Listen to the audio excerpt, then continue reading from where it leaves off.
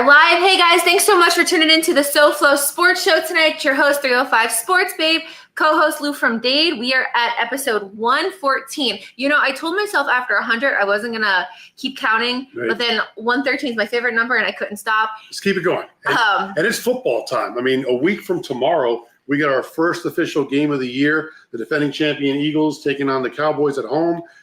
So, yeah, football's here. It's a week. It's a week and a day away. It is, but before we start football, I do want to give an update on our friend Ian. Ian Berger, Big E, Dolphins fan of the year. He did start his chemo and radiation today, and he's going to be doing that for at least the next 3 to 4 weeks. He's going to be doing 2-a-days. So basically 2 chemo radiations and then 2 more chemo radiations every day to knock out the cancer, and then he's still in search of a liver. So guys, we are running the fundraiser, the Big E bracelets. We have fundraised over 300 bracelets. I'm going to the post office every day, mailing them out. The post office people know my name, and they said, Ash, you have your Ian bracelets, don't you? And I said, yes, I do. So please go ahead and support our friend Ian. All proceeds support DCC, the Dolphins Cancer Challenge, and, Big E Strong. So, all right, so let's get into it. I love this episode because we've done this the past few years. We talk AFC East football, right? Obviously, we love our Dolphins. Mm-hmm. There's no hiding that. But there's still 3 other teams in the AFC East. That's right. And Antwan, our buddy from the Jets, he's been on our show before, so excited to have him back. We have 2 new guests covering the Patriots and the Bills. So let's talk real quick. Antwan, I'm excited to talk to Antwan for a few reasons, right? Obviously, he's a buddy of mine, but Mason Taylor, dude, he's a Dolphins fan. He's going to end up with us one day, first of all. Second of all, Patriots with Ethan. Ethan, the Patriots ruined my childhood. You guys have won so many times. I'm tired of it, but it's a new page, right?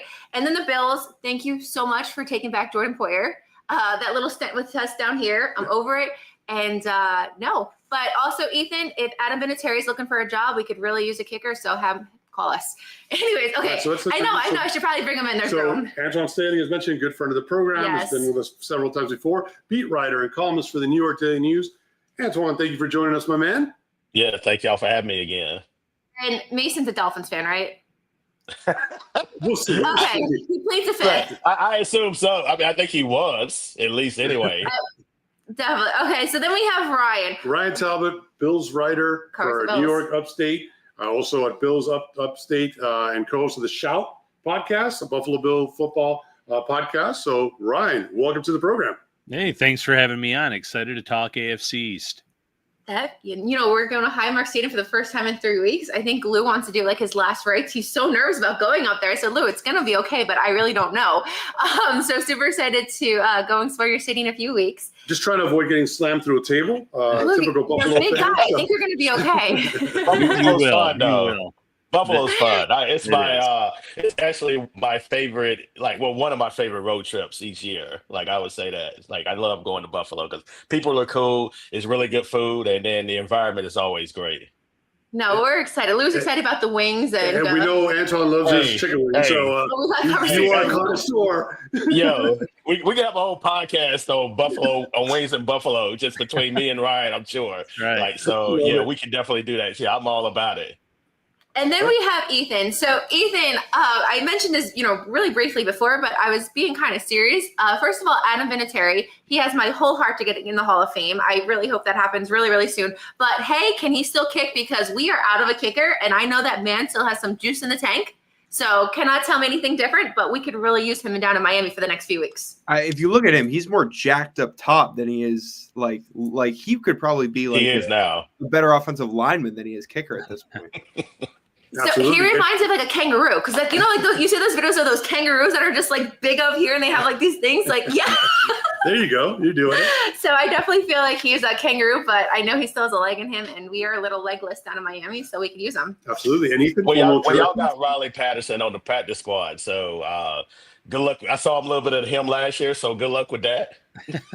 Absolutely. That's probably the best way to put it. Oh, yeah.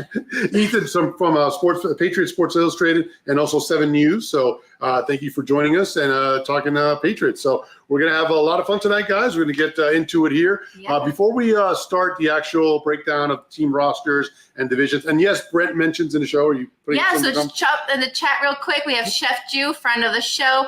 Brent, Fins Up, Honda. Who else do we have? We have Praying for You, Big E. How can I get a wristband? Chef Juice, shoot me a DM and we'll get you one. Ash has new lipstick. No, it's an older one. I just got a little sunburn, so the flow's not as good as usual. We have Josephine Ebby, my grandmother from Daytona Beach, huge Dolphin fan in the chat. Hello, Non. So guys, be sure to hit and subscribe. So let's get into it. Yep, and Brent also says it is a Miami show. It is, Brent, but tonight we are focusing on the division rivals, and we're going to get their opinions on what they think of our Miami Dolphins down here. So, all right. Be nice. No, say it exactly how it is, Okay, boys. Do not censor yourselves. But look, let's the preseason obviously officially in the books. The Bills went 1-2. I know Sean McDermott was not happy with a 38-0 shutout against the Bears preseason, but still that was a little disconcerting. Patriots 2-1. The Jets finished 1-2, and the Dolphins, ironically, 2-1. 2-1. The only undefeated team in the division. But hey, it's preseason. So, but wanted to get your take on how the preseason was for your teams, records aside, because we know it doesn't mean anything. So, Antwan, we'll start with you. The Jets. How do you think the preseason shaped up and working down to the 53-man roster? I still think it's a lot of questions. I mean, especially on the offensive end, you got Justin Fields there, who they brought over obviously from Pittsburgh there, and to replace Aaron Rodgers. And it still is like the offense is a little bit stuck in the mud a little bit too. He was uneven in training camp. And then you look at the Jets wide receiving core right now, it's not good. Like outside of Garrett Wilson, like it's a lot of questions there.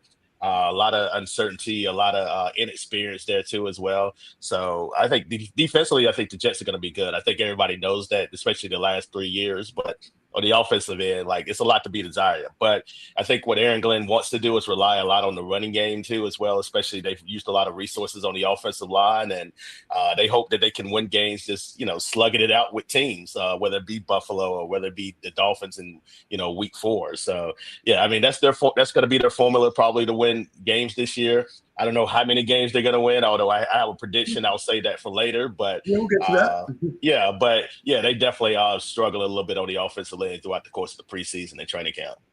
So, Ryan, you guys had a really bad loss, 38-0 against the Bears, and Coach Sean McDermott was not happy. Mm-hmm. That was we saw the smoke coming out of his ears from down here. So how do you think preseason went? Obviously, maybe not so much that game. And what are you feeling? The one thing Sean McDermott said, though, after the first preseason game is they really don't game plan in the preseason.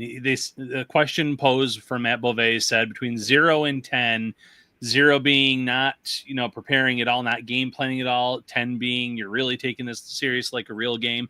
How much do you game plan? He said probably somewhere between 0 and 1. He just wants to see the players kind of fly around the field, use their athleticism, doesn't want to complicate things too much. Now, mind you, it does lead to some blowout losses, some problems, but they lost to the Bears. I think it was 32-6 last year in the preseason, and we saw in the regular season the Bills were fine. It wasn't an issue.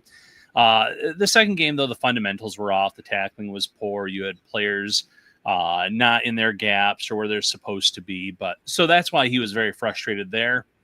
As for the overall preseason, they pretty much kept Josh Allen in bubble wrap, and that's about as good as it can be for them. Some people in the fan base were a little upset that he didn't play at all this preseason, but he made 3 pass attempts last year in the preseason, went on to win the MVP. He doesn't need a lot of work at this stage in his career. Okay. And Ethan, Patriots went 2-1 with your new head coach. How was preseason? What do you feel? So the preseason started the best way it could start for any team, and their second-round draft pick, Travion Henderson, took the opening kickoff 100 yards for a touchdown. In what people are describing is the most electric preseason game of all time, considering it was a full-on sellout, and everyone was there hours early to see the Tom Brady statue.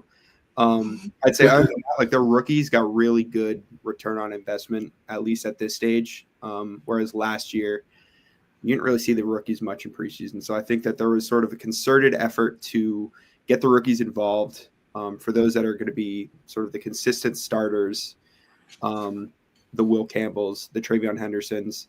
they didn't get that much work. They got sort of some reps in to fully just sort of get their feet wet. The last game against the Giants was all mainly third stringers and roster bubble guys. So that was sort of a complete 180 from the prior 2 games. But I think that there was a lot of stuff to be happy about for a new head coach, a semi-new offensive coordinator with a new quarterback for him. I think that it was something to be good about. And at the end of the day, it's the start of real football in the area. So I think it got a lot of people's juices flowing. Nice. And then with the Dolphins, obviously, we had 2 away games. We went to Chicago, we went to Detroit, and then we hosted Jacksonville down here. We saw a little bit of Quinn Ewers, our draft pick from Texas, who we're excited about. We also a little bit of Zach Wilson and then some 2 action. So yeah, no, a little bit of a roundtable of our quarterbacks, which is obviously a big talk of tension down here. Yep. Always. All right, so let's get this thing going. Let's talk about the coaches. And so, Ryan, I want to start with you. Sean McDermott, starting year 9 here. He's won a lot of games, but unfortunately has not been able to get over the hump. 2 losses in the championship game, 3 losses in the divisional round. Guys won this many games, but it's just fallen short in getting to that next step. Can I say a joke real quick? Yeah, go ahead. The joke that's going around right now is Taylor Swift got a ring before you guys. That's the only Swiftie thing I'm mentioning. I am not a Swiftie, but that's like the joke in Dolphin Nation that's like making us laugh. So Taylor got the ring before you guys. I'm with you, Antwan. It's a very corny joke, but okay. I'm not a Swiftie. She doesn't do it for me, but I just had to put it in there. All right. No. So Sean, he's longest coach in the AFC East currently. Yeah. So what is he? Not to say that he's on a hot seat because this guy's won a lot, but do you get to some point where the fans and the players start to say, "Hey, can he win the big one? Can he get to the next level? Can he get to the Super Bowl?" Are we there yet with Sean McDermott, or is he safe no matter what happens this year? I think he's safe no matter what happens this year, unless it's an utter disaster. And, going to your question, there's always going to be some fans calling for Sean McDermott's head, no matter how much success the Bills have, how many games they win in the regular season, how far they advance in the playoffs, just because you're right. You get to a certain point, you don't get to the Super Bowl, you don't win the ring. Are you wasting Josh Allen's prime? That's what a lot of them say, but it's also a be careful what you wish for type of scenario, because we've seen in the AFC East in the last decade this turnover of coaches, and this guru, this great guy is going to come in and fix it, and it doesn't necessarily happen. McDermott, I will say, has evolved. I think early on in his tenure, there were a lot of things he had to work on, time management in games. He was terrible with making challenges, things like that. He's evolved there, and he's also evolved in terms of the personality. He was very closed off, very serious demeanor. He's finally starting to kind of embrace, turn a new leaf almost with the personality, be more personable. You saw it with the Snow Angels last year with Josh Allen. And the way that he's, I don't want to say not taking himself as seriously anymore, but he is loosening up a little bit. I think the players respect that a lot. They appreciate that. They certainly respect him. They've respected him since he's turned this thing around. Longest drought in the NFL before he comes in, makes the playoffs year 1 with Tyrod Taylor and all that. Then Josh Allen's rookie year, they take the step back. But since then, it's been smooth sailing. And, they've hit some rough patches in the playoffs. I'll be the first to say, though, Christian Benford doesn't go down in that AFC Championship game. I think there's a whole different outcome. And sometimes it's bad luck. Absolutely. And that one of those AFC Championship games against Kansas City where there was like 35 points scored in the last minute. I mean, that was something unexpected, obviously. Yeah. So you got to have good health, obviously, to be playing that long. And you also have to have the ball bounce your way as well. Ethan, okay, so you're a coach. First of all, thank you to everybody in the room. We have over 500 viewers right now. So a huge, a lot of people watching us right now. So Mike Vrabel single-handedly pretty much ruined my engagement, but we're going to talk about that in a second. And then he ruined when we came back and got married. I know Antwan knows the story, but I do have to share with that. He's a former Patriot, played 8 seasons with you guys, 3 Super Bowl rings, and then he coached with the Titans. And the story is Lou proposed to me the Monday night game, or Sunday night. Was it Monday or Sunday night? No, it was Monday Night Football. Monday Night Football. 2 years ago. I'm trying to forget it already. Not the proposal, the game. It was a Sunday night game. Monday night game. Yes. At the Hard Rock, right? It was Tennessee Titans and Dolphins, and Lou proposed to me at halftime. And out of all the games, because we go to all the games, I said, "Why did you choose that game?" And he said, "Because that was the guaranteed win." I said it was a guaranteed win on the schedule. And Mike Vrabel, of course, thought otherwise and went for two twice and left it all out there. And so now he's your coach, Ethan. So, but then it gets worse because then we get married last year. Well, he wasn't the coach for that one. Oh, he wasn't. Okay, but still, I'm still salty about Tennessee. And so I already don't like your coach because he ruined my engagement. The one special day a woman has in her whole entire life, he ruined it. So what's your perception on Mike Vrabel, and what are your expectations with him with year one? Is it, hey, build Rome in 1 day, 1 year, or kind of give him a little slack and see how that goes? It's weird territory for New England fans because it's the first time since 89, 90, 91 that they've had 3 straight seasons with a new head coach. And so I think a lot of fans over the last 20 years have just been so accustomed to winning that they expect them to be in the hunt, to be in contention in Vrabel's first year. But I think the last few years have shown that it takes a while, and the team is not going out and clearly didn't trade out for Terry McLaurin or Trey Hendrickson. And they're probably, if we're going to call a spade, they're not going to get Micah Parsons. So it's something where the team is still rebuilding. They've done better in the offseason than they have in years past, but I think Vrabel has brought the culture that he was a part of as a player. It's not the same that Belichick might have, but it feels a lot more cohesive when you watch practice as compared to the Gerard Mayo practices, where Vrabel is very hands-on. He's putting holding the bags and throwing blocks, and it feels like it's just there's more energy around the team, and the fans when you go to the practices are a lot more amped up this year than they were last year, and I think that this year is not going to be a year where they're probably going to win the Super Bowl, but I think the best case scenario is they get to the next step as part of a rebuilding franchise. And that really starts with just sort of Vrabel instilling the culture and the identity that he was a part of as a player, but just put his own spin on that as a coach. Perfect. Okay, and Antwan, we'll finish up with similar to how Mike Vrabel went back to the Patriots. Aaron Glenn, former longtime New York Jet, 8 seasons in the green, and he was a cornerback on the right side and wrong side of history against the Dolphins. Set the record for a 100-yard reception on Dan Marino, but he was also part of the Dan Marino fake spike play. So I guess you give and you get. But Aaron Glenn, again, former Jet. Really earned this gig with this great work with the Detroit Lions for 4 years. And now he's in New York. Obviously, Robert Saleh had a bad ending there, and he's in there to try and right the ship for the Jets. What are your takes on Aaron Glenn and what he has ahead of him here in year one? First off, Sean McDermott, year 9, it's crazy because I was in the building when they broke the streak against the Dolphins that night on New Year's Eve in 2017. So, yeah, it's crazy that he's been the coach that long. But, yeah, I mean, honestly, to bring it back to Mike Vrabel also, he was the first coach the Jets interviewed, for the job. I mean, they really wanted him, but obviously he kind of used it for leverage and ended up parlaying that into the Patriots job. But, I think Aaron Glenn, that's the one thing about Aaron Glenn, he really wanted this job. He could have probably, especially being on the Lions, he probably could have went anywhere he wanted to almost. But, he specifically targeted this job because, one, as you alluded to, he got drafted by the Jets in the first round back in 94 and, had a little bit of success with him. Obviously, the 98 AFC Championship, a lot of people remember that. And then, but, yeah, I mean, he really wants to turn things around. And I think kind of what you're seeing there with Glenn as opposed to Robert Saleh, this era, it kind of reminds me of covering college football. He was very hands-on with the players. He's very, vocal, and he'll let people know, if they're not doing the right things, he'll chew you out right there. He's not going to hold back at all. Yeah, if you remember, his disciples were Bill Parcells and also Bill Belichick too. So he has that. Him and Vrabel kind of have a very similar type of coaching tree. So it's going to be interesting to see how those battles go against between the Jets and the Patriots. But, I think, ultimately, I think it's still the Bills division to win. I know somebody, one of the comments said their window is closing fast. I have a hard time believing that until proven otherwise, because I think a lot of the other teams in the division have some questions to answer.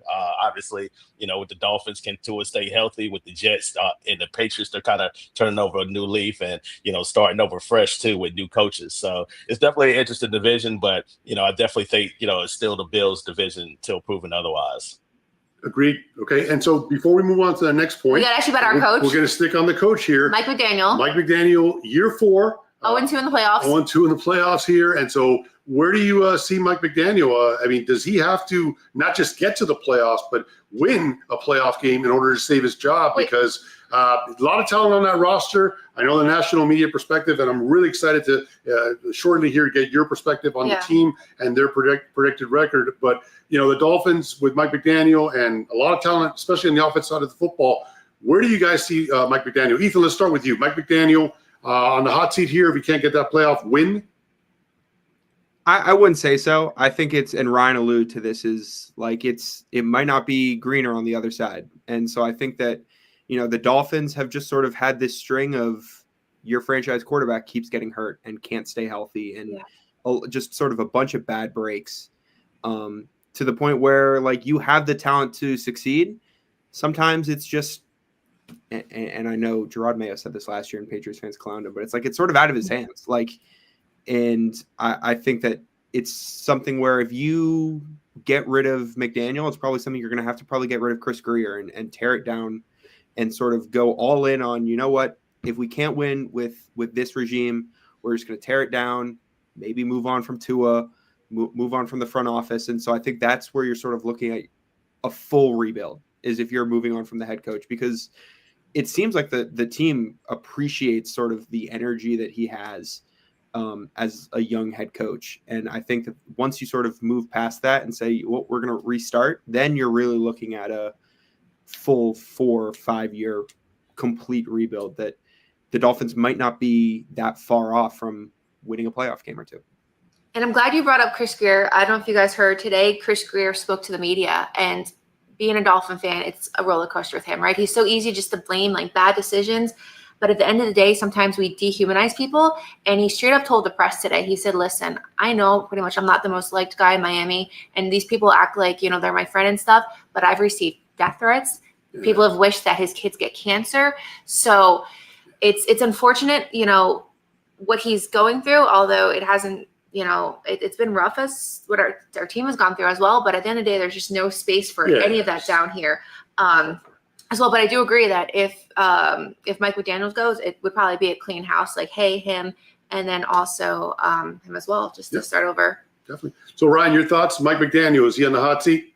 I actually think he is kind of on the hot seat this season. When you look at the primetime games that they have as many primetime games as the Bills. There's going to be a lot of eyes on them nationally. And this is a team where I agree with Ethan there. The talent's there. The offense has been great at times, but this is a team that in big games, primetime games, the Titans game comes to mind that you guys, were engaged at. A big collapse there. Late in season games.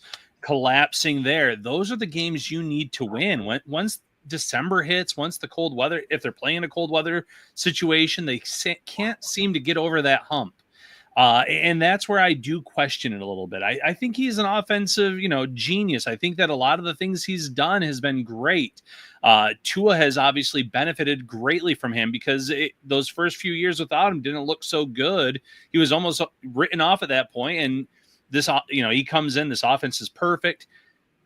There's some flaws though. Once, if the first read's not there, that's when all of a sudden things go a little bit haywire for Tua. They have these talented pieces, but Tyreek's getting a little bit older, and I could see him getting traded at some point this season. I heard all the comments today from Greer. He's been a professional. He's been in here. He's been great. I could see it becoming a headache real quick for Miami, a la Stephon Diggs. I mean, for a few years, that was the whole thing in Buffalo. And then tons of talent with the running game. But then you flip it over to the defense. I love their defensive line, but I have a ton of questions about their secondary, especially the cornerback position. They're going to be in a lot of shootouts this year, in my opinion, and they have the firepower to win those games on offense.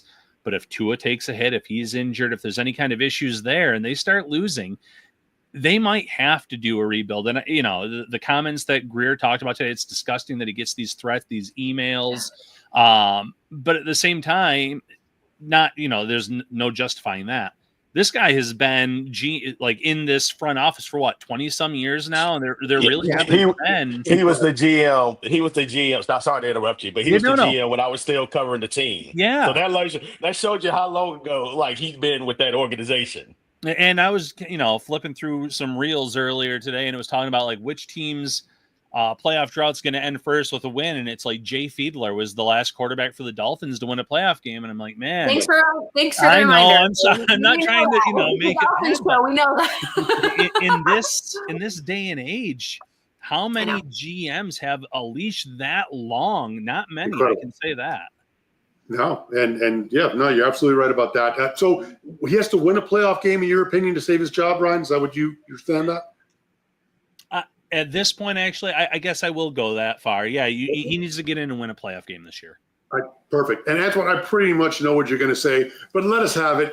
Well, you see my Twitter comments, so like everybody's saying them at this point. What I'll say is this: like, first of all, like Chris Greer, like I've criticized Chris Greer for years, like probably even dating back to when I was covering the Dolphins, and the death threats, children, all that stuff is just ridiculous. So, but I will say this: like, it is a win. You have to win. Ultimately, it's a result-based business, and you have to win. At some point, I don't feel like he's done enough of that.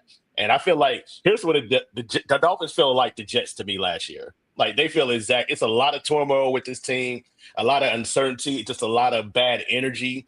It's not necessarily with Mike McDaniel, but it seems like the walls are starting to close in a little bit. And like I say, I saw it last year with the Jets. There was the high expectations there. Obviously, they fired their coach, 5 games in, and it just completely had a snowball effect. I'll say all this to say, like, Stephen Ross, coaches in their 4th year have not fared well with the Dolphins. Tony Sparano, 4th year, got canned in the season. Also, Joe Philbin, which I know a lot of Dolphin fans don't want to talk about Joe Philbin, but anyway, Joe Philbin, 4 games in after the loss to the Jets, got fired after London, like when I went there. And then Mike McDaniel's entering his 4th year. I feel like they have to win. Like, I feel like they have to make the playoffs. Anything less than the playoff bid with this team, I think you're firing Chris Greer. I think that's the biggest problem. I don't even think it's McDaniel, because I think it's McDaniel, some of the decisions making that he's had.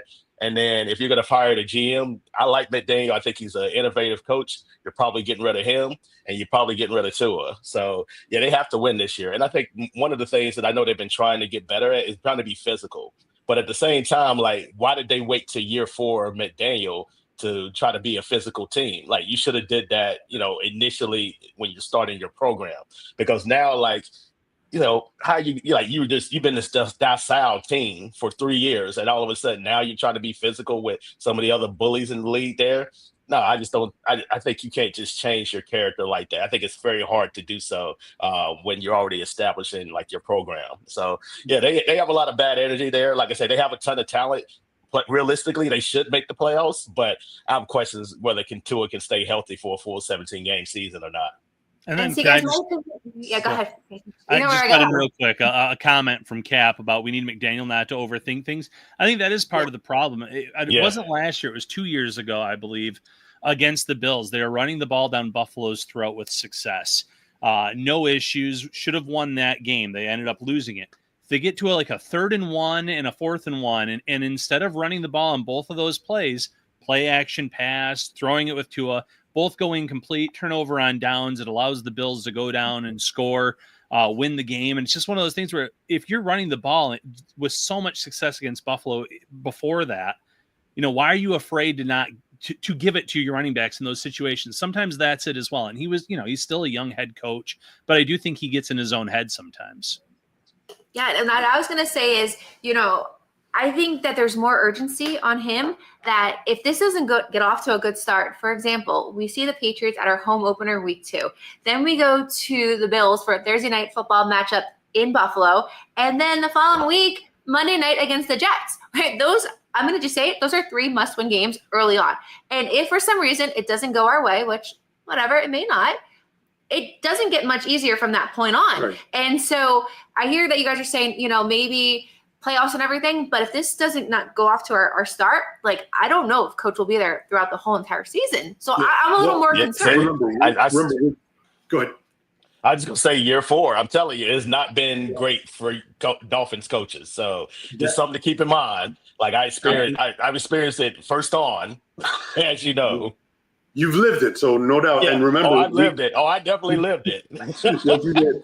Remember, week 3 is at Buffalo. So I wouldn't say that's a must win. We're happy to go in there and try to come out with. Yes, it is, because our excuse is that it's not going to be too cold in September. We have no excuse. I get it, but it's still the Bills. I think the Patriots and the Jets at home, those are games that you have to win if you have a chance in the division. They need to be the Colts week 1. Oh, absolutely. We're talking about strictly division here. Yeah. And that's what, to your point about, getting tough and getting nasty in year 4. Well, that Aaron Glenn and Mike Vrabel are going to do that in year 1. And here's where I think McDaniel has to separate himself, and he cannot finish anything worse than second because he's got, his game plan already intact, and Aaron Glenn's going first year and Mike Vrabel's going first year. So McDaniel has that advantage. He's been here and he's got his system implemented. He's got a running start, and he can't let those guys catch up, at least not in their first year.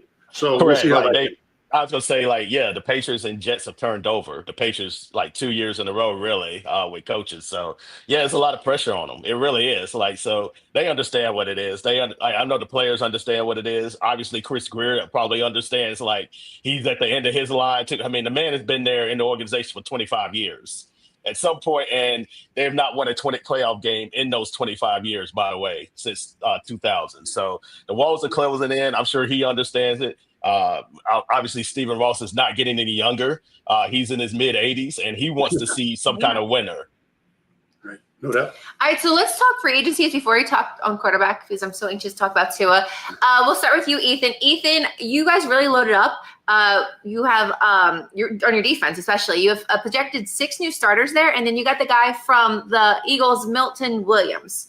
Yep. And then wide receiver, everybody knows Stephon Diggs. You got Stephon Diggs over there now. He's going to be a great weapon, obviously, for Drake May. How do you view these free agency moves? Do you feel like it's really going to shake up your team, or are you kind of just seeing how it goes? I think obviously there could be bad that comes from it, but I think that when you look at how sort of depleted the Patriots, both their receiving core and their defensive line over the last few years, there's really nothing bad that can come from spending a league high in cap. And I think that you pair Milton Williams now with Christian Barmore, you have Keon White on the edge, you bring in Robert Spillane, who's Patriots haven't had a linebacker record 120 tackles since maybe Gerard Mayo in 2008. And so that's something that Robert Spillane is always around the ball. He brings a surefire ability to just sort of wrap up the ball carrier. I think on offense, you have improved the receiving core, and it's something where every year Stephon Diggs came in Buffalo and drastically helped Josh Allen improve. A.J. Brown went into Philly and drastically helped Jalen Hurts improve. So it's one of those things where you get a young quarterback, you just need to get him that top flight wide receiver. And I think that Stephon Diggs, sure, there's the age and the coming off the torn ACL, but I think that just having a receiver of that caliber in that room is really something that can just sort of help the rest of the receivers sort of take a little step up, because now you have to focus on Stephon Diggs, whereas defenses last year, you were focusing on Kayshon Boutte, which isn't really a lethal wide receiver one for most teams. And I think that now it just opens up the field to expand Josh Allen or Drake May's playbook a lot more and have Josh McDaniels sort of open up the field for him. So they still have $60 million in cap space. I doubt that they use it. They'll probably get pushed over to next year, but you can't complain at the moves that they made in free agency. And it looks a little bit like 2021 when they brought in Hunter Henry and Jonnu Smith and Devon Godshaw from Miami. And it looks like that, but it feels like it's a lot more team focused, where you had needs at this position and they went out and addressed them. Whereas 2021, they were just spending them on whoever was available. Cap just chimed in. He said, "Did you guys just cut Bourne?" We did. Kendrick Bourne got cut. Javon Baker, the 4th rounder from last year, got cut. Bourne, it was reported that he requested his release. I think the discussion going on was that he was going to get traded to Minnesota. That was a trade that was probably in the works that ultimately fell through when Minnesota traded for Adam Thielen this morning. Bourne was really someone that hadn't gone on the field at all during training camp. He rolled his ankle a little bit during their in-stadium scrimmage, and that was 4 weeks ago, and he hasn't seen the field since in practice or games. So that was one of the things where they cleared up $6 million in cap space in that, but he was really caught up in a numbers game. He wasn't on the field, and then you saw some of the guys where Demario Douglas took a major step up.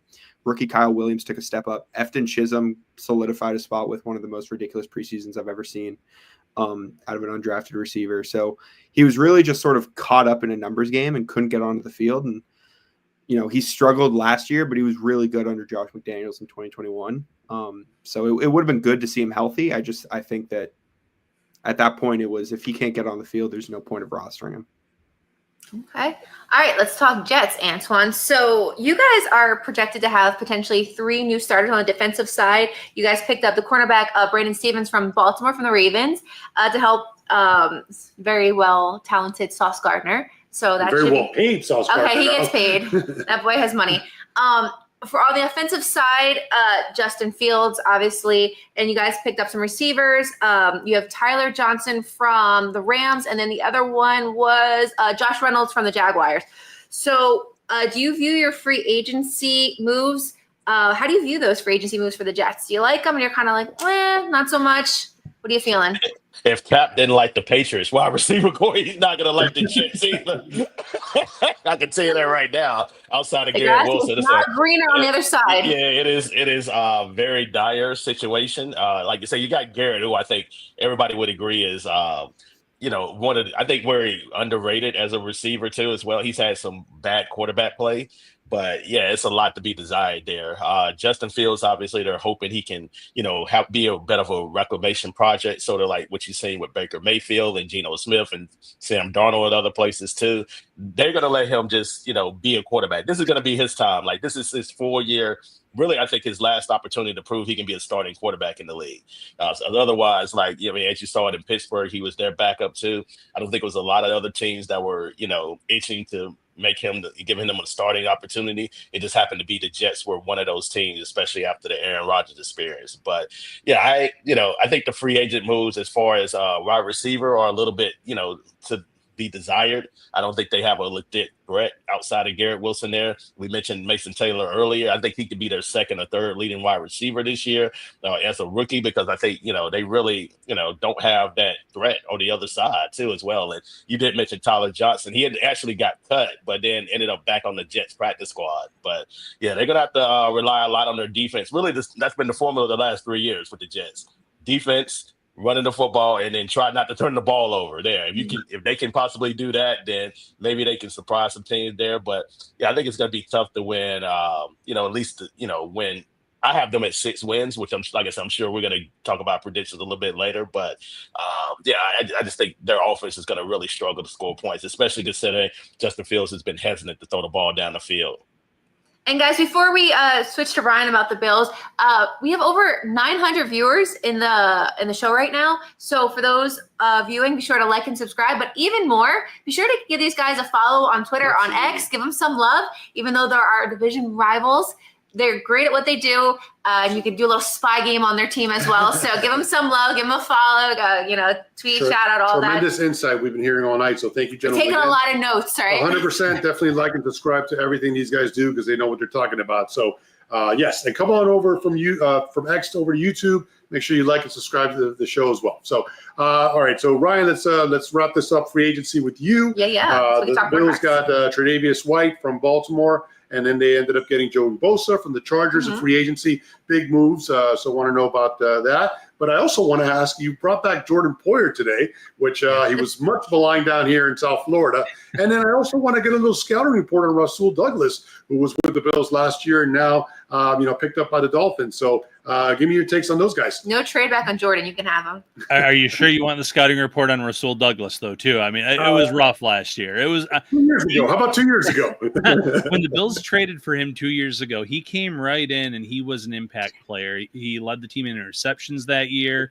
He was playing freely. He was leaning a lot, ironically, on Jordan Poyer, Micah Hyde, talking with them. They were kind of making sure he was in the right position, right spots, and he made a lot of plays. He looked a step slower last year, wasn't playing well on the ball, gave up a ton of completions, and he was the clear number 2 cornerback. Christian Benford has become this, I guess I'll call him a secret superstar, because I guess outside of Buffalo, outside of in terms of a national audience, a lot of people don't know about this guy, but he's been pretty locked down the last 2 years. Rasul Douglas was not. But I'll say this. I think that's Buffalo's biggest issue still this year is the cornerback position. One thing, my biggest critique of Brandon Beane, Sean McDermott, is they love to run it back. And that's what they did this summer at cornerback position. Trey White and Dane Jackson were their 2 free agent signings at the position.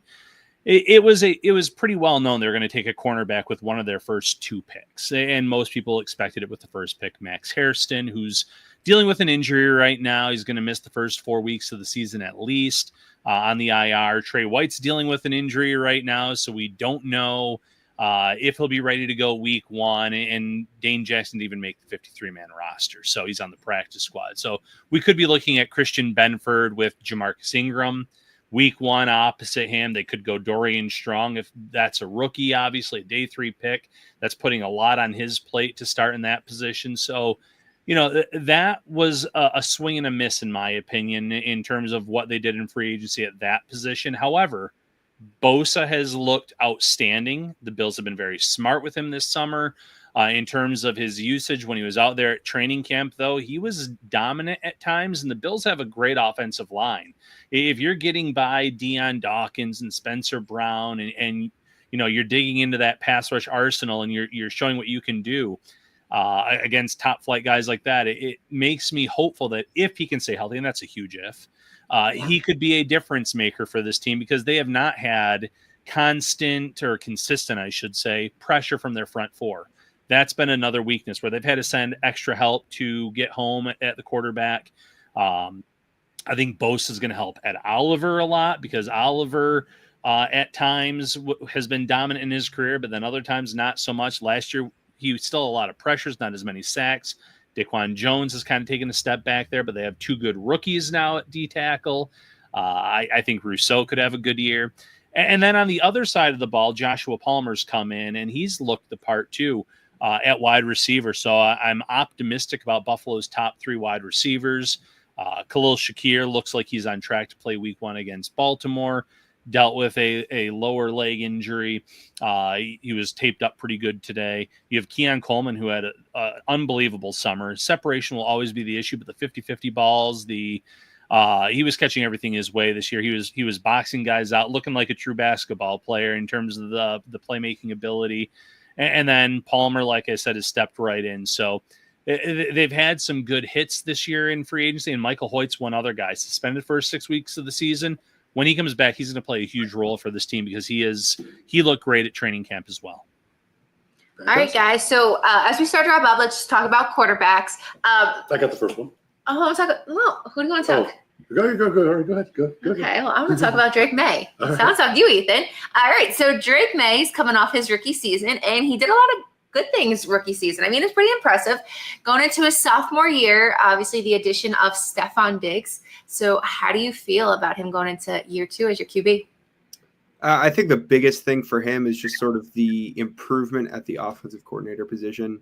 Josh McDaniels, whether you like him or not as a head coach, is a proven commodity at offensive coordinator and really works well with young quarterbacks. Worked with a young Tom Brady, worked with a young Jimmy Garoppolo, worked with a young Tim Tebow in Denver and made the playoffs and won a playoff game, made Mac Jones into a Pro Bowler. Whether you want to argue if that was a legit Pro Bowl or not. But Mac Jones has a Pro Bowl on his Wikipedia page now. So I think that the big thing is Josh McDaniels really unlocks potential in young quarterbacks and finds them ways to not lose football games. Will Drake May throw for 450 yards and 4 touchdowns every game and win you games? Probably not. But Josh McDaniels is really good at finding what young quarterbacks do and eliminating the mistakes so that they don't lose football games. So I think that that's something where he took the ball a lot and would run last year under last year's offense. A lot of it was because the offensive line was atrocious and was sort of forced to run for his life. When you watch practice this summer, a lot of it was a lot more designed runs from McDaniels. And he talked about how it's good for him to sort of use that other element of his game that coming out of college, people said he sort of plays like Josh Allen, where he's a big guy, he can throw the ball, but also use his feet to sort of maneuver. Drake May is not Josh Allen by any stretch of the imagination, at least not yet. But it's something where if the Patriots can use sort of a running quarterback to open up the offense a little bit, it's something where he can really improve in that way. Whereas last year was sort of just running out of necessity. And that helps with shoring up the offensive line. I think that they shored up the offensive line. They shored up both tackles, bringing Morgan Moses over from the Jets. And that was better than Vidarian Lowe and Demontre Jacobs, who were almost turnstiles for the team last year. So it's something where he just needs to learn how to run properly, how to slide properly. And that's something that can really elevate their game and at least unlock more sort of game-breaking ability from a young quarterback. Okay. Now, Antwan, so you guys are done with Aaron Rodgers, 2 years. Pittsburgh has your well, 2 years, but really 2 years. 1 year. Well, I mean, yeah, the first year he went down, but he's been on the team for 2 years. So now he's Pittsburgh's either blessing or problem. We'll see how that all turns out for Pittsburgh. We do see them late in December, so we'll see. If, well, I'll see in week 1. So yeah. And so now you have Justin Fields. I have a very bad memory of Justin Fields when we went to Chicago 3 years ago, where he broke pretty much every record and every mother's record, and he's pretty much still running that game. I don't know if you remember that game where he just bam, bam, bam, bam, and it was just not. Do you remember? It was just torturous. I think he's still running. That was the year he ran over 1,000 yards. I believe. I think he did 999 and just in that game against the Dolphins. It was so bad. It was such a bad game. So I know you wanted to continue with the Jets. No, go ahead. I just wanted to share my story about how I don't like him. But go ahead. Go ahead with the Jets. No, so Justin Fields. Yeah, so what do you think of him? I mean, I kind of alluded to it earlier. Like, I think he struggled at times at training camp too, as well. So, I mean, he's been the same. He was the same player that he always been. Like, you'll get some good, especially with his athletic ability there as well. But you also get some bad with his accuracy and lack thereof at times too, as well. And not wanting to take shots down the field too. I think he's been real hesitant. One thing I will say about the Jets too, although like I said, a lot of people are not very high on the Jets, especially on the offensive side of the ball. I do like Ted Armstrong because they're going to run like a similar type of offense that the Lions have run. And then if you ever see what they do, like they do a lot of fun type of things there. I can't get too deep into it, but what I will say is like they use a variety of different running backs. Obviously, David Montgomery, Jahmyr Gibbs, and that's kind of what they're expecting the Jets to do with Fields too as well. So I think they're going to rely really heavily on the running game too as well, and pass when they have to. But the problem is, as everybody knows, this is a passing league. Like at some point you're gonna have to pass, and I think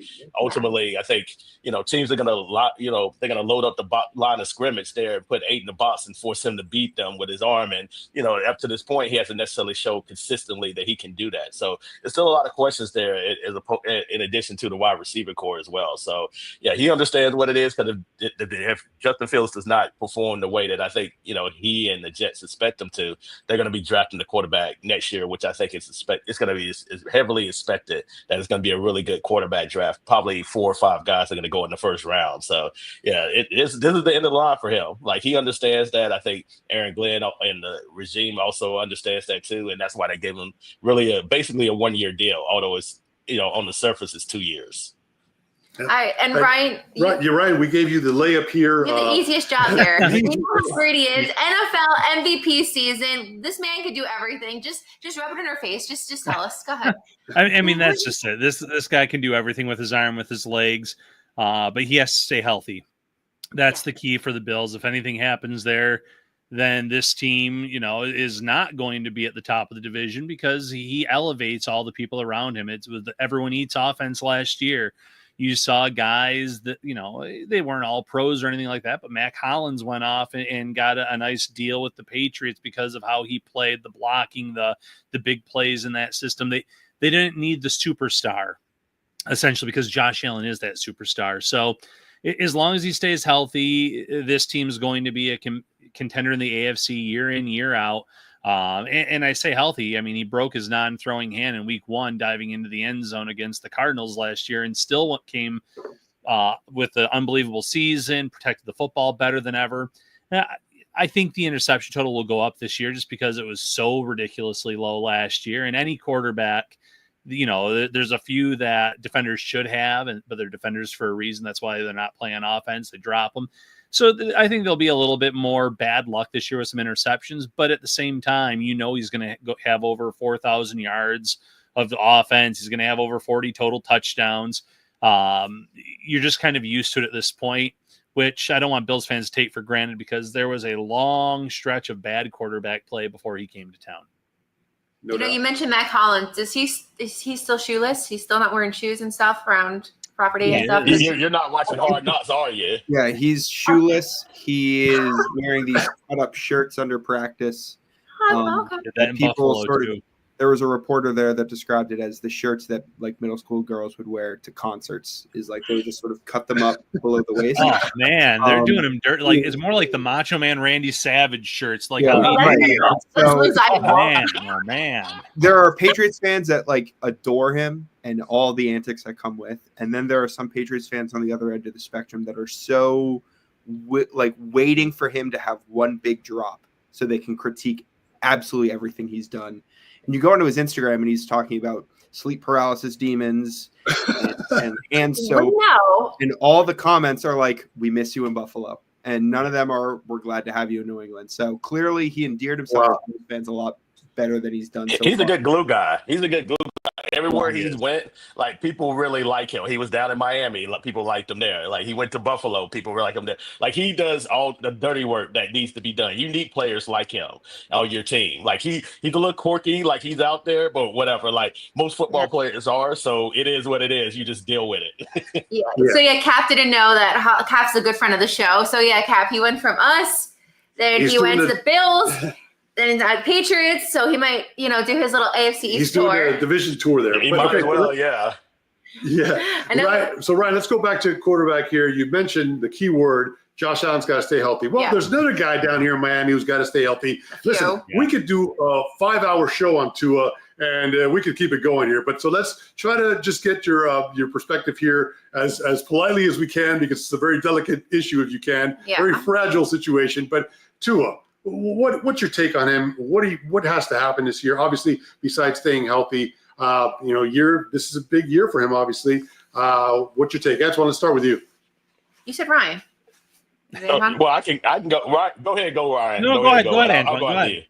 I was just gonna say, I mean, obviously, I just think they need to take some pressure off of him. Really, I think they need to be able to run the football there, have the offensive line protect them. That's obviously been a big thing there in Miami too, lack thereof. But I mean, he's good when he plays. I think he's an above-average quarterback. I mean, I know there's been a lot of talk about his place in the quarterback taking over but I think you can, if he can stay healthy, I think you can ultimately win with Tua, like in the playoffs. I just think that you have to surround him. There's certain quarterbacks you have to surround with a lot of talent. There's certain quarterbacks that can elevate a talent, like Josh Allen. Josh Allen is one of those guys. Like, I mean, I saw this for his rookie year, damn near brought the Bills all the way back against the Dolphins too, if it wasn't for Charles Clay, dropping the end zone. Yeah. But, I think that, those elite quarterbacks can elevate people around them. Tua is not necessarily that, but he is a good enough quarterback where you can get the playoffs and also, win a playoff game. It's just the fact that they've just had a string of bad luck, whether it be, whether it's coaching or injuries or things of that nature too. But, they just got to be able to run the football and be physical. And when you need a yard, they need to be able to have somebody that can do that. Instead of just being this, eye candy team where, you show all this motion and all this stuff too. And it's great for show. I mean, and sometimes, and it does work, from time to time, but ultimately, especially when you get in that playoff time, like you got to be fit. You got to be able to hit somebody in the mouth, especially if you're going on the road to Kansas City or Buffalo or Baltimore. Like, they're going to be physical. So they just have to have, the players around him step up. And I think they really need to rely more on the running game and, hope a guy like Achane can stay healthy too. Because, he's a fireball really when he gets the football. And you mentioned Baltimore. We see them late October, Thursday night. Obviously, you mentioned we're going to Pittsburgh to see them in December. So those are two matchups that we definitely need a healthy Tua and ready to go. Yep. So, Ryan, your thoughts on Tua? Yeah, maybe I shouldn't have let Antwan go first because he kind of took my talking points. It is. I don't want to say that they need to lean on the run this year, but essentially that is what you need to do because late in the season when they've been crumbling in these colder weather games, these games where the division's been on the line, where the playoffs have been on the line, they've come up short, and a lot of it has been to do with not being able to run the ball, not being overly physical, having issues being too one-dimensional. So from the start of the year, really lean on that run game. I know Jalen Wright's going to miss some time, but I really feel like they have a solid 1-3 punch at running back in Miami when they're all healthy. So you have that. And then if the run game is going well, then things are going to go great for Tua. You have Jalen Waddle. You have Tyreek Hill. The weapons are there, and he's shown that as long as he's on the field, this offense can go. It can put up points. So if the run game can take a little bit of the pressure off of him, Miami can be a lot better than what some national analysts are predicting for them. I want to say this too real quick, because they got Gordon from Oklahoma State, who I really like. They need to utilize him a lot, because he's one of the best running backs in college football. So be able to utilize him like that way, like you don't want Tua dropping back like 30 times. Like if you can use a guy like that, I think that'll really, change their offense and their dimension, and it's the way that, teams play them on a week-to-week basis. You love Ollie. So Ethan, what do you think of Tua? My thing about Tua is the same sort of argument that I have with Brock Purdy. And a lot of people use the term system quarterback in a negative way.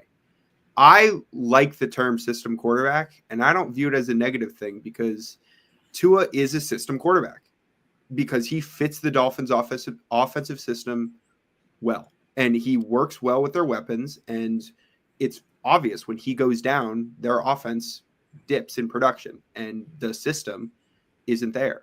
And so I like I like system quarterbacks, because they don't lose you football games. Brock Purdy was like that. Mac Jones as a rookie was like that. Tom Brady, when he was starting out in the league, was just like that. You rely on the run game. You rely on the weapons that you have around you. You rely on your defense. And so I think Tua is a system quarterback. And that's, in my mind, a positive thing, because he works really well with the offense that they have down in Miami, and the weapons that he has amazing chemistry with Tyreek Hill and Jalen Waddle, and A-Chain is becoming one of the top 10 running backs in the league in terms of what he can do when healthy. I think that that's something that he just needs to stay healthy. And it's when they're putting up 70 points a game, and they can keep the production going from September into November, December, when it gets cold out, they can be a really good team. It's just, they really only go as far as Tua can take them, because if Tua's not there, it's all sort of just crumbles around them. So I think that that's something where he's a system quarterback, and he is the offensive system. And once he's out there, there is no offensive system. So I think that it's sort of staying healthy, and that's really the main thing, is just staying on the field, utilizing his weapons to the best of his ability, and not throwing 3 interceptions a game, 2 interceptions a game, and not losing them football games. So our buddy Cap said, nothing wrong with the system quarterbacks. We won the division with Pennington. It reminds me of like a cookie cutter, right? If it fits, it fits. It works down here, just go with it. So that's crazy. That's Tom crazy. Brady won his first Super Bowl with like 100 passing yards and 1 passing touchdown. And that's something where like the term system quarterback has been overblown, because everyone loves the fantasy stats and seeing the quarterback drop back 50 times and throw for 500 yards. And that's all great. But, I'd rather take a quarterback that can hit his receivers, not turn the ball over, and win the game, over someone that can throw for 500 yards. And I'm sure Joe Burrow wishes he was more of the system quarterback instead of last year, where he was throwing 500 yards and he was putting up MVP numbers, but the rest of the people around him just weren't living up to that standard. So Brent, a good friend of the show, says, so you're saying Zach Wilson can't save us? Yes, we're pretty much saying that Zach Wilson can't save us. I think we're all in agreement. Well, hell, I could have told you that. I could have said that's me. All right, guys. So before we let you out of here, we do want to perspective on the Dolphins. So the Dolphins, they pretty much said it. Well, the Dolphins defense. Let's talk on the defense. Obviously, the talk down here is the front seven. Specifically the rookies drafted, and Kenneth Grant, Jordan Phillips, the other Jordan Phillips, and Zeke Biggers. They've been doing their thing, and you pair them up alongside Zach Zeeler and Benito Jones. So Dolphins front seven and defense in general, second year under Anthony Weaver. What's your take on the Dolphins D? Ethan, start it off. Yeah, I think the one thing is that their front seven is good. It's the secondary that's really something that, they had turnover at cornerback all offseason, and they're bringing in more people, and Minkah Fitzpatrick, and it's just sort of, it's this rotating cycle of who's going to be the cornerback. They brought in Jack Jones, who had a shaky 1.5 seasons in New England. shaky both on and off the field. But it's something where I think that and so I don't remember. It might have been Ryan. It might have been someone, but they're going to get into a bunch of shootouts this year, and that's just because we don't know how good the secondary is going to be. And when you have to line up against a team, and you can rush the passer, but then once they get it off, how long is your corner going to defend him in man coverage? So it's something where 30 points a game defensively might be something that could happen a lot, but it could also not be a negative because they're scoring 35. So I just think that the front seven, they've consistently been able to get after the quarterback. It's just, can they get after the quarterback fast enough that they don't have to rely on the DBs to cover for 6, 7, 8, 9 seconds? Okay. Ryan, are you scared of our defense? I think up front they're very good. Chop Robinson is someone that I think has superstar potential. I love Sealer. They have a really good front four. I like their linebacker play a lot, but as Ethan mentioned, there's a lot of questions, especially at the cornerback position. I love Minkah Fitzpatrick at safety, but he can only do so much on the back end there. And if they're not getting home, then it could lead to some problems for that secondary. The problem is a lot of good pass rushers get home, but the quarterbacks these days get the ball out so quickly that it might not matter. So, at the end of the day, the cornerbacks are going to have to be better than what people are expecting. Maybe Rasul Douglas is a better fit in that scheme than what he was in Buffalo, and Jack Jones, but they've gone through some injuries this summer. They've lost a lot of guys. They've brought in a lot of players. Some that said, okay, this will be the answer in the nickel. I think a lot of people were high on Hilton when they signed him late, this summer. Then he didn't make the squad in terms of the 53. So I have a lot of questions about the back end of that defense. Where up front, though, I think it's built very well. And Antwan, are you scared of my defense?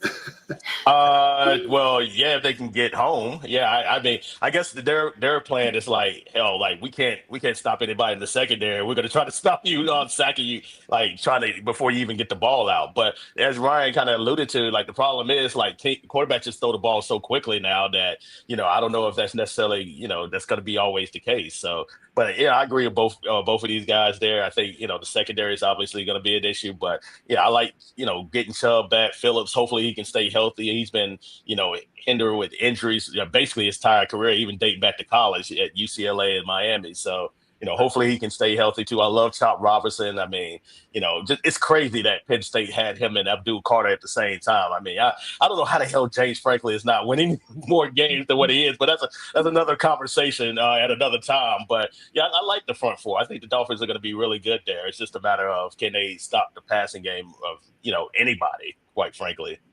All right, so quick lightning round. I'm going to start with Ryan. Ryan, I want to know, it's going to be Bam Bam, right? I want to know the biggest rival for the Bills, and then also who is the top rival in our division. Biggest rival in general for the Bills, and then in the AFCs. Bam Bam. Right now, it's the Chiefs, just because of the way the playoffs have ended multiple times with them defeating the Bills. So I'll go that route, although the Ravens, these two fan bases are arguing over elite quarterbacks, and it's the most ridiculous thing. And then in the division, gosh, it's tough. I'll still go with Miami. I think a lot of fans, I just think a lot of fans go back in their minds to the Kelly Marino days and the rivalry there. The Bills and the Jets, I don't know if I've ever the fan base has ever considered them the main rival of the Bills. The Patriots were hated all those years with Tom Brady. The Jets have always been, a team that the Bills have had to worry about, especially defensively in the past, but they've never really climbed up to that top. Maybe those Rex Ryan a few years there when he was having a lot of success, but I still think the Patriots at that point were the rivals. But right now, I'll still go with Dolphins.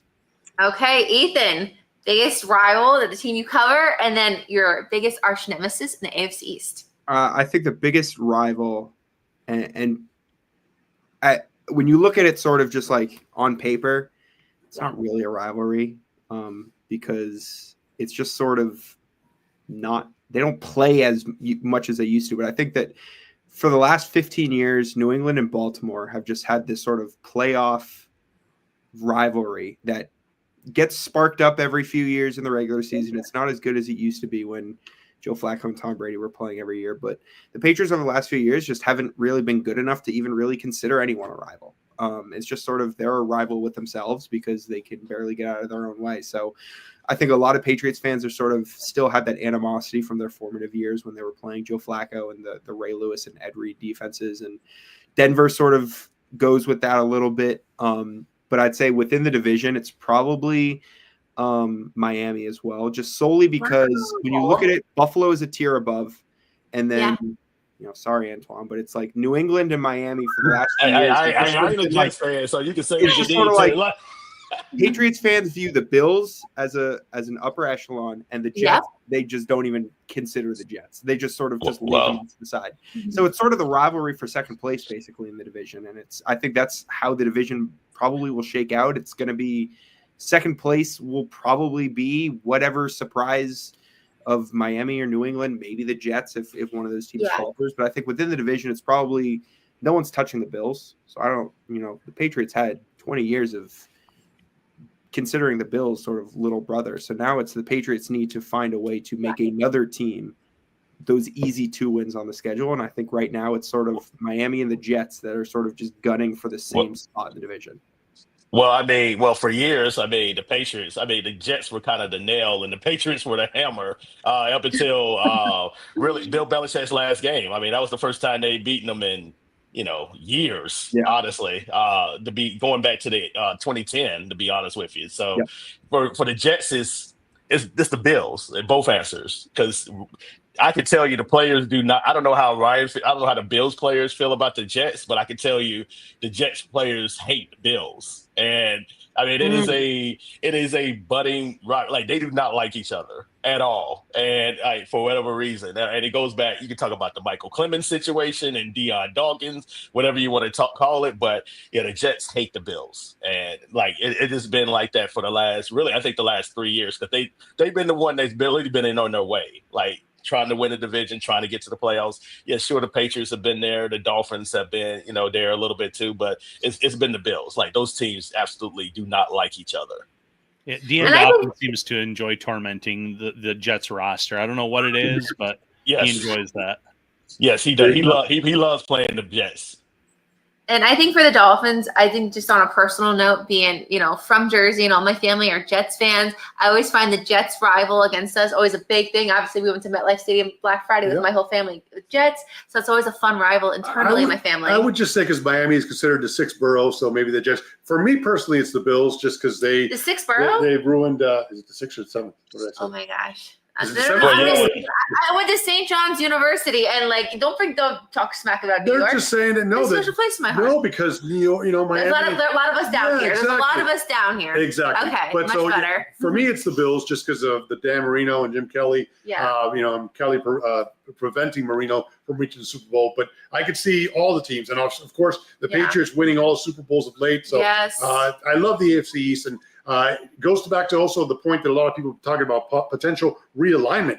I think that would be a horrible mistake. Obviously, the Patriots, Bills, and Jets are geographically located right where they should be. And the Dolphins are off the beaten path. But it's, as you all just mentioned, the rivalry is so great. I think it would be a tremendous disservice to the NFL and for the fans if the Dolphins were to be moved out of the AFC. It would be Jacksonville, Tampa, and Atlanta, who we would see, which is just weird. I hope that does not happen. So, all right, guys, listen, prediction time. If you're watching on X, come on over to YouTube, like and subscribe to the channel, and definitely follow all our guests tonight. Yes. Antwan, Ryan, Ethan, thank you guys so much for being with us tonight.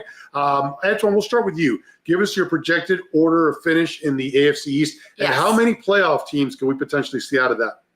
I think you're going to get one. I think it's going to be one team there. Obviously, the Bills, I think they're going to win the division. I picked them because we had to do predictions for the season, the East Division. I had Bills at 12-5. I think, that's a good number for them, too, as well. They'll definitely be, probably, second seed in the AFC, I believe. So, I like Buffalo. I think New England's going to be second. I really do. I think the Patriots can win 8 or 9 games. I love what they've done. I think they're going to be better coached than what they were a year ago. Obviously, upgrading from Mayo to Vrabel there. I think the Dolphins and Jets have some questions. I think the Dolphins, from a talent standpoint, they should finish in second place. But again, it's just that the elephant in the room with Tua. You can't again, if he misses any time, I think they're in trouble. like especially concussion wise. So yeah, I have them, in third place probably with 7 wins there. I think I think they're a lot like the Jets last year. I think things are going to start to come apart a little bit, and then I think the Jets are going to finish in fourth place too, just simply because there's a lot of questions there, a lot of turnover there, also, and they're kind of in a retooling, rebuilding mode there. But they really like Aaron Glenn. I think he's going to do a really good job there, but this is going to take some time there, especially considering the lack of weapons they have on the offensive end. And Ethan, of your rebuttal, how do you feel about Antwan's predictions having you guys in second in the AFC East? So you kind of agree with this? I think it's 100% Buffalo's winning the division. I think that when you look at sort of how New England is constructed, it's something where the ideal goal for New England right now is play a meaningful Week 18 game. And whether they win the game or they don't, and by meaningful I mean playoff contention, not you lose on purpose to get the number 1 pick. That's meaningful in its own way. But I think it's something where if you can go into Week 18, Week 17, and you have something to fight for, I think I would consider that a positive for the team as a whole. I think they finished second. I think they probably beat Miami in that critical Week 18 game, and I think that that's probably going to be, both teams probably aren't going to make the playoffs, but it's probably going to be whoever wins that game finishes second, whoever loses finishes third. So I think it's one of those things where I think Miami and New England are probably neck and neck for the top for 2 and 3, and I think the Jets are probably going to falter and go at 4. So I have the same order. I think New England did enough to probably warrant the second overall spot in the division. I think that they're still a little bit away from knocking the Bills off that pedestal, but I think it's something where I'd agree with those standings, and I think I can argue New England or Miami either way for number 2. So Ryan, you're like the tiebreaker here. Obviously the Bills, we already know that. Right. Most likely, we have the fortune bar here, and we already know. But that second place and kind of how you drop it from there. What do you see 2, 3, and 4 going in the AFC this year? I'm going to go Patriots in the 2 seed this year. I love the way they've been building things. The draft this year, I was so high on a lot of their draft picks going into this year's or after this year's draft in terms of who they landed. I like how they're surrounding talent around Drake May. So I think they have second. And, Miami for third. There's a stretch in the season where I think things can go off the rails pretty quickly for them. And it starts in late October against Atlanta. I think Atlanta is going to be a good team. I know there's a lot of people that are up and down on it. I think they're going to be a good team this year. Ravens after that, Bills, Commanders. That's a tough 4-game stretch. In Spain, too. In Spain. Yeah. And then we know those international games coming back, how that can be. The Saints after that, fine. You're going to beat the Saints. Everyone's going to beat the Saints this year. But then you get the Jets, Steelers, but then it goes Bengals, Buccaneers, and then the Patriots. So, I mean, even at the end of the year with the Bengals and the Bucs, those are tough games. It's a really tough stretch for them. It's a really tough schedule. So I see them in third, and then the Jets are going to be a thorn in the side of teams because of how good their defense is going to be. But I think they're probably going to end up being like a 5 to 7 win team at the end of the year where they're ascending upward. They need to get a different quarterback in there, in my opinion. Fields. You can say he didn't get a fair shot in Chicago, and I think you can justify that. But I've also seen enough of him where there's those accuracy issues, and they haven't improved enough for me to feel confident that he's going to be a franchise quarterback. And I guess with our predictions with the Dolphins. Well, we're going to go next week on next week's show. Okay, we can't say it, sorry. Listen, your predictions are the ones that matter. I do want to end on this. Ethan, before the show, we were talking about the Tom Brady statue, since we're talking AFC East. You saw it up close and personal. Give us the take to everybody here that you gave us off the air. Did you cry when you saw it? That's pretty much what we want to know. No, I didn't cry. It's something where it's cool. It is just objectively a cool thing to look at. And I'm a nerd when it comes to like statues and the history of the teams and that sort of thing. And I think that a lot of fans wanted like a fist bump, holding a trophy, a more motion statue, if you can even make a statue filled with motion. And I think that once you get sort of into, his arm's moving, his mouth's open, his helmet's on, then you get into that little weird, and we talked about it, the Dwayne Wade statue where he looks a little funky. And it's something where I think that it's sort of a boring pose, but it's a statue. It's not supposed to move. So fist up, helmet by the side. It's 17 feet tall. And it's just one of those things where it fits the new renovated plaza they have really well. It's something that people have now made a pilgrimage. Like you go there and it is lines and pictures and people climbing and kissing. It's the most ridiculous. It's crazy. It's like a religion now, and it's really cool. Like, it's a really cool statue. I think proportionally, his head's not as big as the pads, but it's just one of the Patriots put out a really good video with the sculptor and who they had make it, sort of break down the whole process of it, and it's fascinating. So, there was no other person that was going to get a statue at Gillette other than Tom Brady, and I think that for a 17-foot statue, it's pretty well done. No, we missed it by 2 years. I would have been so curious to see what you would have done with the statue. Would you have kissed it? Would you have given it I don't know. No, he's very anti-Brady. We'll be back. And listen, I respect the guy, though. He's the best, and it's not even close. There's no second. But you don't say Brady that is the GOAT of all time. Well, I just like the guy. The guy beat us all the time, but you got to be real and admit that he's the best to ever do it. All right. So Ryan, we talked about off air as well. The fact that we're trying to get Richmond Webb into the Hall of Fame, and so the fact that Antwan also you spent some time down here. You're well versed on Richmond Webb. Can you guys each say a moment on what you feel? All decades in the 90s, 7 All-Pro, selections. The guy's pretty much done it all. And Ryan specifically, his battles with Bruce Smith twice a year, sometimes 3 times a year in the playoffs. Give me a quick shout about what you think, Richmond needs here to get over the edge to get into the Hall of Fame and get that gold jacket. Yeah, Bruce Smith was one of the greatest of all time, and Webb held up well against him. Webb was a real challenge for him, and all the accolades that he has, I think sometimes for offensive linemen, it's a little bit tougher for them to get in, especially as the years go by. But Webb is more than deserving in terms of the way that he played throughout his career. There's a lot of guys from the early 90s that I fear and I worry they don't necessarily get the recognition in terms of the gold jacket and in the Pro Football Hall of Fame. And hopefully he's one of them. We were talking pre-show. I've been pushing for Steve Tasker for a long time, and now it's up to the senior committee. And 100%. Another guy that never got the recognition, or even he came close for a few years. Kent Hall, he was the whole glue guy in terms of that K-gun offense. I know that it was named after their tight end there, but he was the one that would call everything on the fly, made life a little bit easier for Jim Kelly and company. So offensive linemen sometimes don't get the accolades or the recognition post-career while they have all the Pro Bowls and the All-Pros in career, but Webb is a guy that certainly deserves to be in the Hall of Fame. Offensive linemen, to me, are some of the most smartest people on the football field, and they don't nearly get the credit that they deserve, honestly. And you talk about Richmond Webb. Anytime you're one of the best players of your decade, then you deserve to be in the Hall of Fame. And I feel like he was in that. I think the problem with offensive linemen, to Ryan's point, is no way, unless you're watching every single game, it's hard for people to necessarily judge, because it's a stat for wide receivers and running backs and all that stuff too. I mean, you have the offensive line stats where the sacks allowed and stuff like that, but it's so much, context that's not said.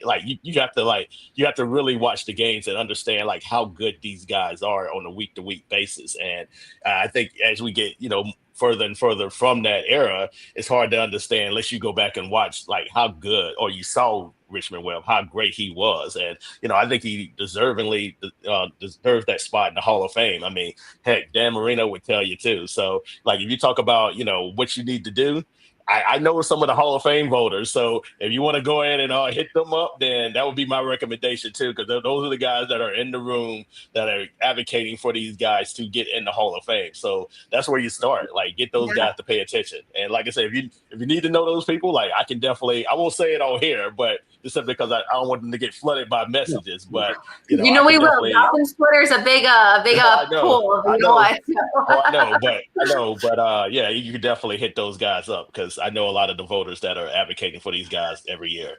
No, we've been pushing for Richmond since we went to Canton for Zach Thomas 2 years ago. So it's just something we live, sleep, breathe it, and we just can't wait till the day until his name gets called. And also Adam Vinatieri too, but Richmond first. Adam will get his time. And Steve Tasker as well, as Ryan mentioned. So no doubt. Right. Well, listen, gentlemen, this has been a tremendous show. We can't thank you enough. Let's go around one last time here, Ethan. Or actually, we'll start with you, Antwan. Go ahead and tell everybody how they can follow you.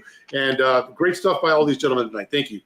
Yeah, mine is easy. Just my name, Antwan Staley. All social media platforms. Also found my work at the New York Daily News at nydailynews.com. But yeah, it was definitely a lot of fun joining y'all. Thank you. Thanks. Ryan? Yeah, had a blast tonight. Thanks for having me on at Ryan Talbot Bills on most social media platforms. You can find my work at Syracuse.com and NYUp.com. You can find the Shout Buffalo Football podcast on all your favorite podcast platforms, as well as on YouTube, Facebook, and X. Perfect. Fantastic. And Ethan? Yeah, I'm pretty active on Twitter, just Hurwitz Sports. You know, I'm a Pats guy, so I'm sure I won't get as many Dolphins followers, but I did post a story about the Dolphins special teams today on the Patriots website. So if that helps draw anyone in, there you go. We will retweet that. Absolutely. So yeah, Hurwitz Sports, cover the Patriots for Sports Illustrated or on Sports Illustrated. So, you know, shoot me a follow, shoot me a DM. I'd love to chat football if it's not Pats. And Red Sox pulled out a nail-biting win today. So if you want to talk Red Sox, I'm all about that too. Go Sox. That is awesome. Same with me too. Go Sox. I love baseball, so I can talk about it any day. Beautiful. You can talk baseball for hours and Absolutely, hours and we can. hours. Well, gentlemen, thank you again so much. I wish you a great season covering your respective teams. Listen, rivalry aside, you know, greatness respects greatness. Yeah. You know, we love you know, engaging with the rival fan bases and teams. We love to travel to away games. We've been to MetLife. We got the victory there. We got the victory in Gillette. So guess what, Ryan? We're coming for you because we are undefeated on the road for our AFC games, AFC East games. I'm gonna say that. We have lost some other ones. So guys, we you know, we appreciate your time tonight. I know, you know, we said shorter than, but we just talked so much. So have a great season, guys. But thank you. I'll see you all week 4.